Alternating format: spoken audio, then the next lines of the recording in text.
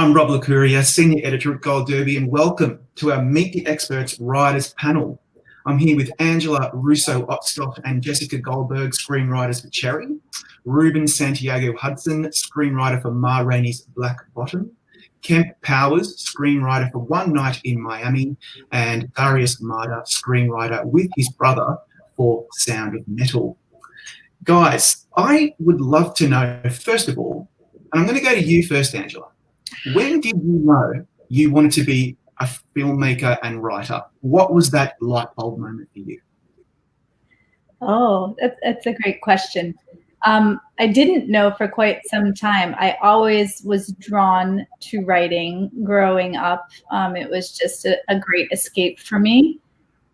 I studied theater in college, and I did a 2-year intensive acting program in New York City studying the Meisner technique. And I moved out to Los Angeles with intentions of, hitting the audition path hard. And I very quickly realized that the theater feels safe to me, and acting in a film setting feels extremely vulnerable. And I wanted no part of it. So I again sort of took refuge in writing. And I had a very dear friend out here who had a fantastic idea for a script that would be set in Cleveland, a television series. And he asked me if I would consider writing it with him. It was one of the best collaborations I've ever had.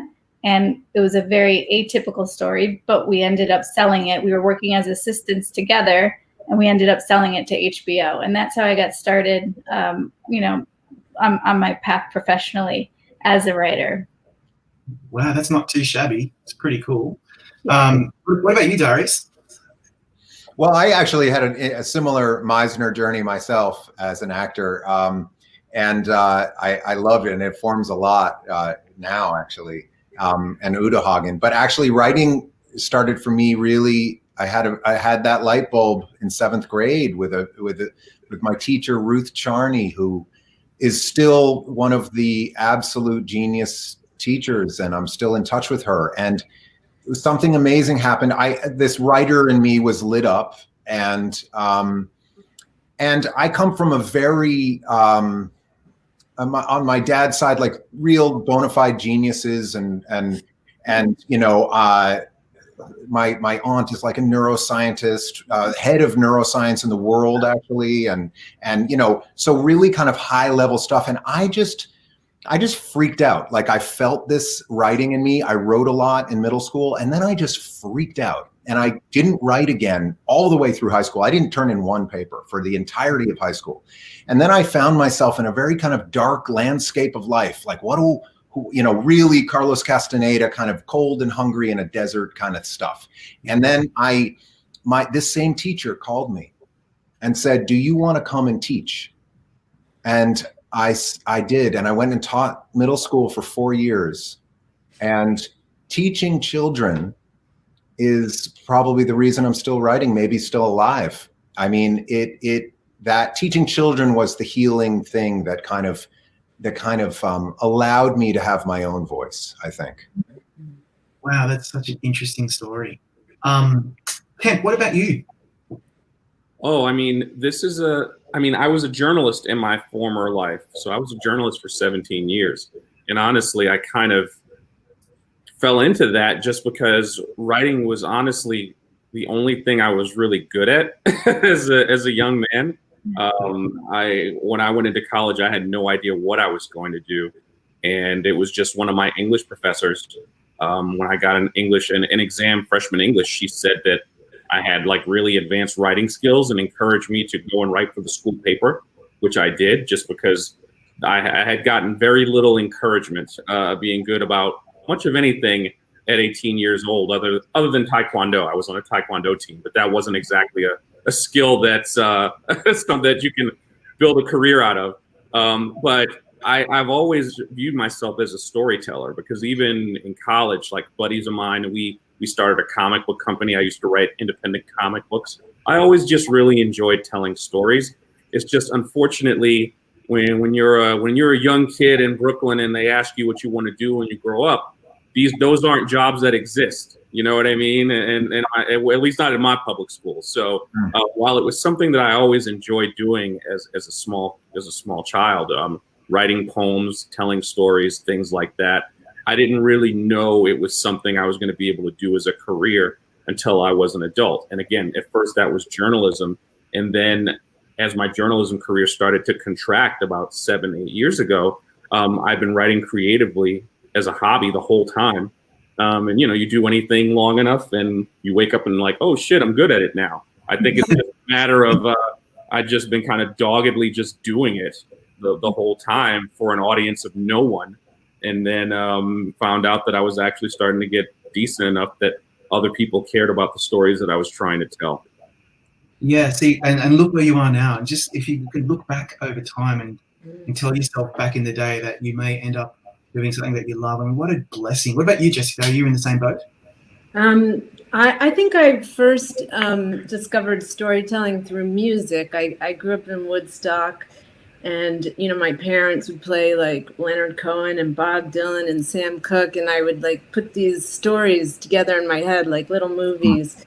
And, you know, I read and read and read. I loved reading books. And then I went to New York City as quickly as I could after high school and discovered the theater. And I wrote plays. I went to Juilliard for playwriting, and that was going to be my my world. And then I think I followed a guy out to LA, and you know. And you think? I did. I did, yeah. And then I discovered this other form of storytelling, and it's been just a real blessing. So. Yeah, I mean, like, Ruben, you're in a similar boat that you have a history in theatre, obviously, and you're a multi-hyphenate, you're a performer. Unlike Angela, you decided that being an actor on screen was something for you. But so then what about this writing part for film? Where did that come up in your life? Well, I'm a storyteller first. You know, I don't consider myself anything other than a storyteller, and I'm from a tradition of oral tradition of storytelling, you know, in African community. And it dawned on me one day that a thing only lasts as long as the last person that remembered it.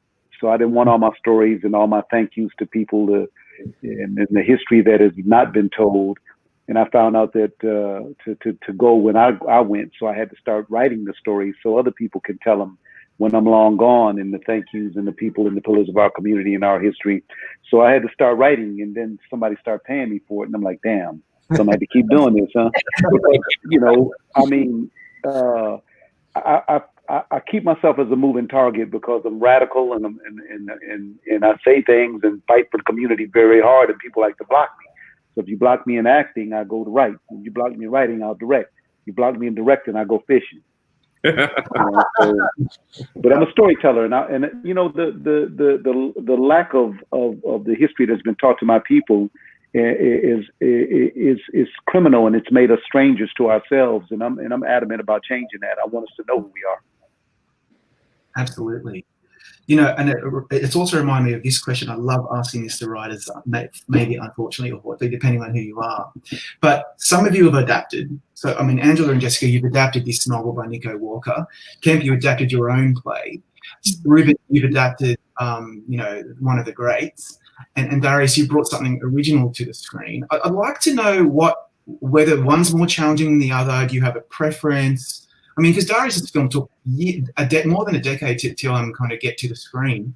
And so that sounds really hard to me. So I'm just wondering, I might look at getting Darius. What's the difference between an adaptation and original? A lot. I mean, a lot. I've done adaptations as well. It's an entirely different process. There's not all writers understand the blank page, and an original is as blank as it gets. And an adaptation isn't. It's a challenge. An adaptation is the challenge. But I think in original, you're mining your soul. You know, it's an uncharted path. There's no structure. There's no architecture, and you have to be willing to dwell in an unknown space, which I think for most humans is the most frightening place to be. Most of us, I think that we avoid the unknown at all costs. Mm-hmm. I am drawn to it. I'm really drawn to the unknown, and I think precisely because I'm because it's frightening. But I think there's no greater there's no greater calling for me than impulse, than those things that come not from the frontal cortex, but from some other ineffable place. And that I don't think you find that in any other way other than something original. I don't think it's the same process. And so then, conversely, Kemp, you translated your one-act play, 4 men on a stage, to something so different, so cinematic. Was that harder to do than to write something from scratch? I agree that they're completely different things, but I don't know which is really harder, because to be perfectly honest, when I'm in the midst of doing it, they both seem excruciatingly difficult. So the process of birthing an original or an adaptation, either way, I'm sitting there going, how am I going to pull this off? So, but and also they're both equally satisfying. I mean, I'm lucky in that this year I got to do both, and the journey of bringing both of them to life was equally challenging in very, very different ways. Again, it's a little bit different, I think, what I had to do with an adaptation than what a lot of other people have to do, because I didn't have to worry about offending anyone, whether it be the original author or their estate or family, because I'm the guy. So I almost feel like it's a little bit, I'm the wrong guy to ask. That's kind of cheating, because I didn't have the burden that other people would have. I mean, the project I'm working on now is an adaptation of a book by an author, and I've been in communication with the author a lot, and it's a very different experience. So to be determined on whether that's going to end up proving more challenging or not. It does sound like a real hard thing to get right. Like Ruben, as we spoke about earlier, you're adapting, August Wilson. He's one of the greats, and you've had a lot of interaction with him and experience with his words. But so when you think back to what you've written originally and what you've written to adapt, what do you find most challenging? Well, I've written original work as well, and the one thing that's rewarding about that is your responsibility is just a great storytelling, like Kemp said, and nobody else is over your shoulder. But it's a burden also in knowing August so well and understanding and appreciating and loving his work so well that when people are saying, just write me a great film, and you go, cut all that, change that character, and write your own lines, and I'm like, I'm not going to write. I'm going to write minimum of my own lines. I want his words. And when I remove his words, I want to do the same storytelling with pictures. So if I take his beautiful words away, I need mellifluous storytelling and visuals. So that's a challenge in itself too. But the blank page is, I agree with both of these men. I mean, the blank page is fascinating and scary, but it's like, I'm accountable to me. It's like, that's why I love writing plays. I'm the final word in my theater. Either they're going to do it or they're not going to do it. There's no network. There's no distributor. There's no. It's me. It's the story I want to tell. It made me crawl out of the bed in the morning, not to check, not the anything other than I got to tell this story. And when you do that in movies, you're taking a huge chance, because you got to figure out, now I got to find out who it's important to, and I got to sell it. In plays, you write it and it could sit there forever. And they say, man, this guy was a hell of a playwright. Too bad he's dead. Great. And then, I mean, Angela and Jessica, you had to adapt a really dense novel that covers decades in this guy's semi-autobiographical life, so to speak. And it's tonally, it shifts back and forth, and it's really confronting. That, to me, looks really difficult. But walk us through, Jessica, what do you think? Yeah, I mean, you feel the incredible burden of not messing up and telling the story right, and making sure the novel sings somehow, and you're capturing the spirit of the book. And but I've done both. Both are blank page is a whole other set of terrors. I'm often like walking my little dog around the circle here, thinking like, how am I gonna? I don't know. Act 2, like it's a mess. It's so they're both incredibly challenging. But I do think that that feeling of being beholden to someone else as a writer who loves writers. It's a daunting sort of task. Yeah. And Angela? Yeah, I think, I spent some time teaching at the college level, and I loved it so much because I genuinely enjoy reading other people's work and finding the greatness in it. And when you do an adaptation, it's a celebration of someone else's work. So you show up and it's a party, and you're so excited to dive in and truly champion this voice, of this fellow writer. And then all of a sudden you have to perform surgery, and it gets really bloody, and that's really difficult. And Jessica said it the other day, and I think she said it very astutely. Somebody was asking how often did we interact with Nico Walker, the author of the book, when we were adapting it, and we didn't, because it's very, you have to do some ugly things, and so it's very difficult to ask that permission. And we respectfully sort of asked to wait until we got to a place where we had gone back into the book and brought things over, accordingly. But it's because you go in having such enormous respect for the writers, as everybody here has said, you just want very much to do something that makes them happy. And that can feel like a great burden. Yeah. Yeah. My final question to the panel is more general, and it's just looking back over the years. I'd love to hear from each of you whether there's a film that sits with you, that you watch over and over, or that has moved you or inspired you throughout your professional and personal life. I might go to you first, Ruben. I don't know why you came to me first, because I'm not a big film buff. My wife always gets on me about it. I don't watch a lot of anything. I watch sports. I don't watch TV. I don't watch films. I go where my heart leads me as a writer. So there's nothing I watch over and over. I like documentaries, to be honest with you. If I'm watching something, 90% of the time it's a documentary. So I'm not, and people look at me and say, how are you going to be a writer and you don't look at films and you can't name this great writer and this great director? I'm like, listen, I'm not trying to redo something that's already done. I go where my heart leads me, unless I need to pay the mortgage, and I go where the mortgage is. But, that's just, I maybe look corny because I'm that kind of guy, because everybody on here probably says, I know every film ever made. Not me. I write what I feel. I write with my heart. I'm too old to fake it or do anything else. I hear you. What about you, Darius?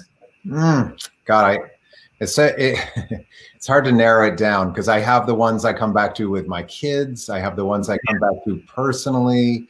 But boy, I have so much respect for the writing of movies. And as it relates to form, I have come back to, I watch Breaking the Waves a lot. I watch it every so often, and it's a crazy film, but I saw it at a really important time in my life, and I think that film structurally is extraordinary, in a very unusual way. So I personally come to that. I think it was kind of Lars at his. It is most structured in a certain way, and I know he took many, many years to write that, and I just feel it. I feel the diligence in the structure of that story. And then I also have a more fun one that I come back to with my kids, which also I think is structurally exceptional, which is Tootsie. Yeah. Which I come back, which I watch with my children, and I also saw, I saw very few films in the theater growing up, and I didn't have a television, so seeing a movie was just mind blowing. And I saw Tootsie, and I remember watching Bill Murray and Tootsie and thinking, this is the single greatest thing that's ever happened to me. Watching that degree of naturalism and form coalesce. And I still stand by it. I think it's phenomenal. I'm going to watch that tonight. Jessica, what about you? Yes, I think similarly to Ruben, I love movies. I've always loved movies. Whatever I'm working on, I try to watch things in that world or things that might inspire me. I spend more of my free time reading, I guess. I also write TV, and people are always like, what TV are you watching? And and I'm watching so little TV, but Yeah. But I get really excited, like with Ma Rainey. I'm like, oh my God, I saw that. I can't wait to go, watch it again and hear that. This. So there's certain things that, just you want to watch again or hear again, or a play you want to see again. But I there's not one that jumps out as the Holy Grail. And what about you, Angela? I'm gonna be awful.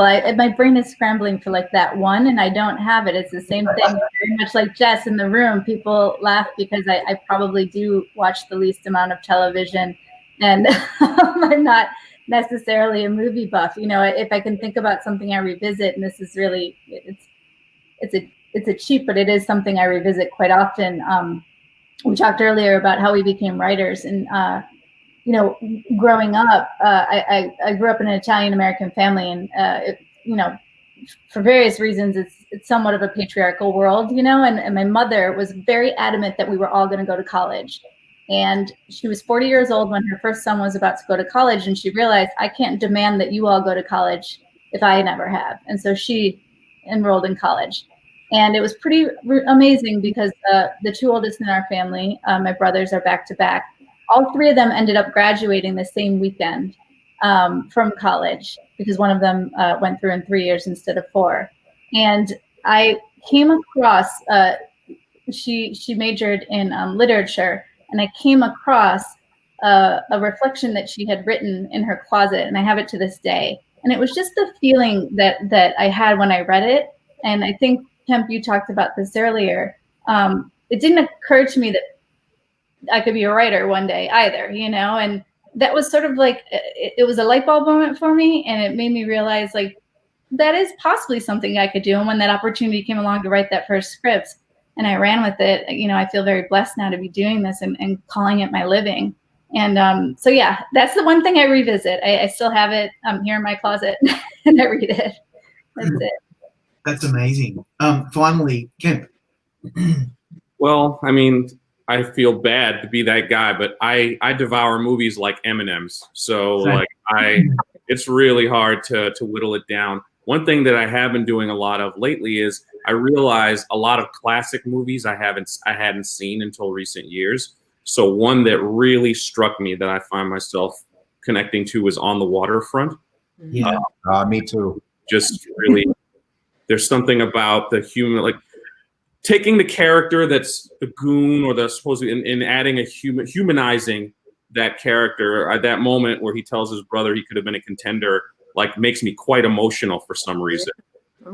It's a really devastating scene. And another film that from more my generation that says a lot about me probably is Point Break by Catherine Bigelow, which was one of my favorite action movies. I'm a huge Patrick Swayze fan. I think the guy made nothing but great choices in terms of the movies he did. And that was my favorite Patrick Swayze, Keanu pairing. That was just my jam for 12 years straight. Was there more than one Keanu, Patrick Swayze? No, but I'm saying at the time that I saw it, those were my two favorite. That's an awesome reference. The chase through the alleys where he throws a pit bull at him. I'm just man, that was the best action. I'll have to watch that. Catherine Bigelow, it's awesome. It's interesting because I do enjoy going to the theaters. I do too. But if you just say, Rube, I know people that say, let's get some popcorn and watch 5 movies. I'm like, I'm asleep. I'll be asleep. I'll fall asleep on it. But if we go to a movie theater, I'm glued to it. And I've seen, a lot of movies, a lot. I just don't see them over and over again. It's like when I was coming from, my wife and I were over in Italy last year before last. And as I'm in the plane, The Godfather comes on. And I just never can go past that. Yeah. So I stop. Yeah, you're required to not go past it. You can't go past not one. You can't go past number 1. Yeah. Or 2 could get you 2, but the both of those 2, but the 3 I can fall asleep on. But I love going to the movie theater. I like the experience of being there and seeing it on a 50-foot screen. I do enjoy it. I remember going all the way back as a child, going to see a film that still stays with me called